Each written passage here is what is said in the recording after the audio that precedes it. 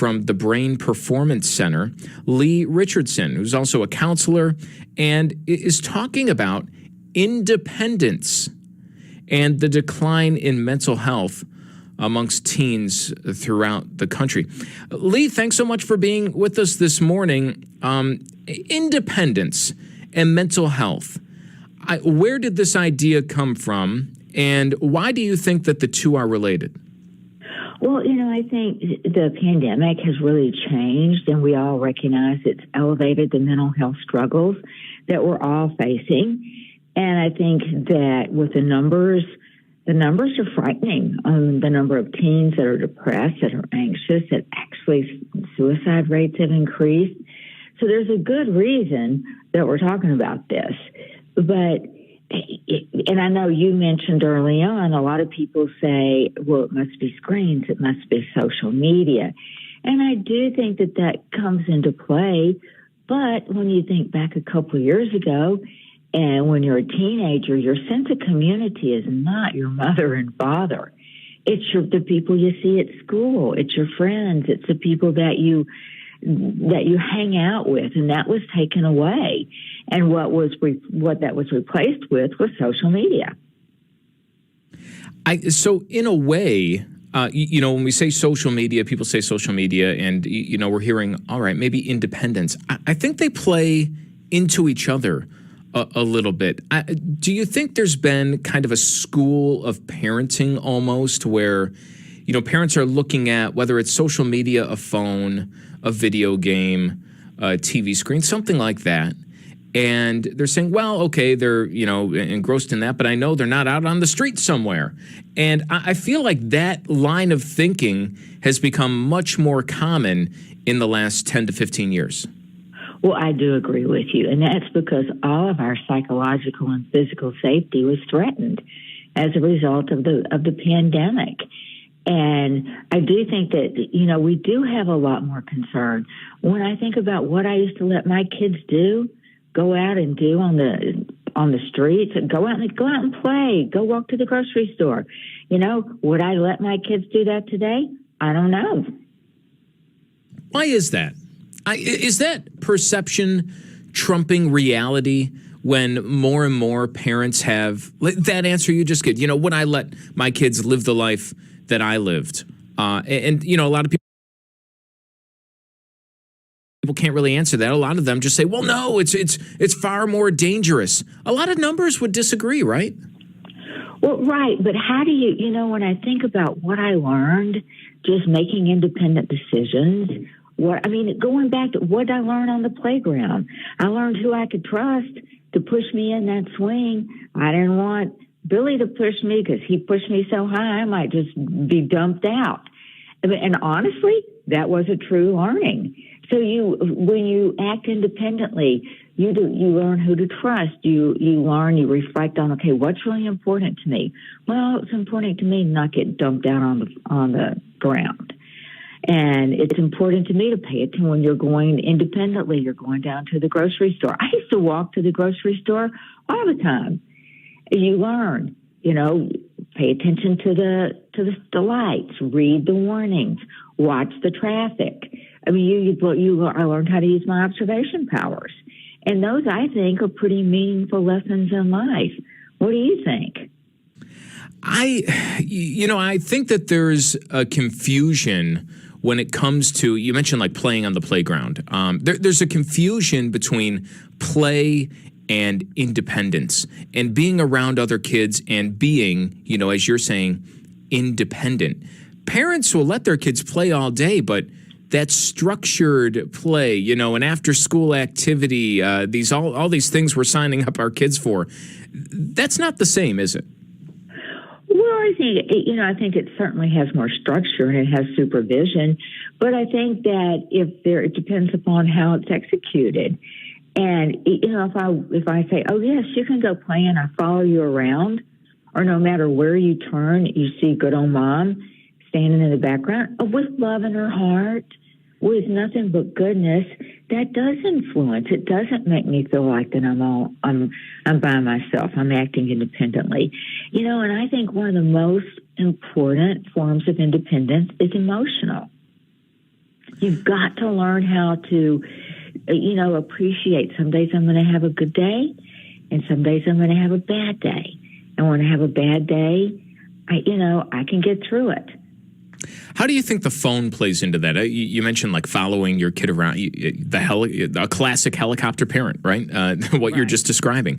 But the phone has changed the game. And I'm like warming up to this idea for, my kids right now. I'm a little ways away from thinking about this. They're 3 and like a month. So I don't quite have to think about this yet, but I am, because I'm really worried about what's going to happen in 10 years or so. And on the phones, there's so many parents who use that as a way to do what you're saying without doing what you're saying, right? I can be on top of what my kid is doing at all times, send them a message at all times, and not have to, quote unquote, hover around. I like the idea. I hate the idea of giving kids a phone, but I like the idea of, okay, you can have some access to a cell phone or have a phone in your pocket, but that means that I'm going to back off. Like, that means that, all right, you can go like we did or like our parents did and go and explore the world on your own, because I know that you have something on you that our parents didn't, where I can kind of keep tabs if I need to. Well, you make a really good point. I mean, you can track location with someone's phone, and you can know where your child is at all times, but do you know who your child's with? And do you know what your child's doing? Kids are smart, particularly teenagers. They are really smart. And if they learn, all I got to do is reply yes, or all I have to do is reply to a text I get, then I'm good. That's another way to look at it. Because I believe all of us want independence. We all want to know that we can do it on our own, because that builds our self-confidence. It builds our self-worth. And I think a parent's job really is, not to put you on the spot, but it starts right where your kids are in the very beginning, and being in touch with them and being present in their life.